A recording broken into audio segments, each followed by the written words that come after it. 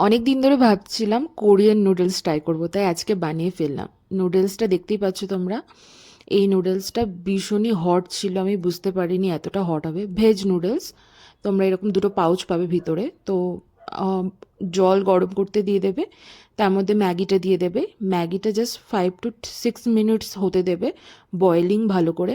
যখন দেখবে বয়েলটা ভালো করে হয়ে গেছে, সেটা তোমরা একটা ছাঁকনিতে ড্রেন করে নেবে, জলটা ড্রেন করে নেবে। তারপরে তোমরা যেটাতে মিক্সিং বোল বা প্লেট, যেটা আমি প্লেটে নিয়েছি, সেখানে ম্যাগিটা ঢেলে দিয়ে একটু নাড়িয়ে নিয়ে, তারপরে যে দুটো পাউচ ছিল, সেই পাউচ দুটোর মধ্যে ছিল একটা চিলি অয়েল, যেটা দেখতেই পাচ্ছ তোমরা, একটা চিলি অয়েল।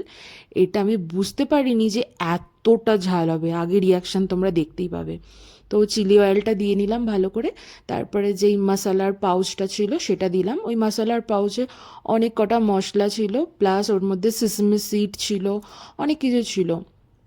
খেতে খুবই ইয়াম্মি ছিল, বাট আমি ভাবতে পারিনি এতটা ঝাল হবে, এত স্পাইসি, বাপরে বাপ। তো এটা ঢেলে দিলাম, দেখতেই পাচ্ছ। দিয়ে এটাকে খুব ভালো করে মিক্স করতে হবে। মিক্স করে কালারটা তো দুর্দান্ত এসেছিলো, দেখেই মনে হচ্ছিলো ভীষণ টেম্পটিং, তোমরা দেখতেই পাচ্ছ।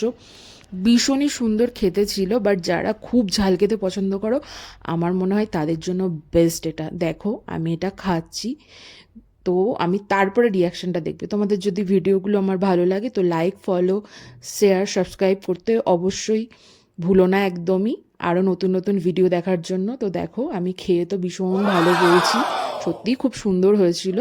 এবার আমার হাল দেখো, আর 5 মিনিট পর আমি আর থাকতে পারছি না, এই হয়েছে আমার হাল। তো তোমরাও ট্রাই করো। Thank you.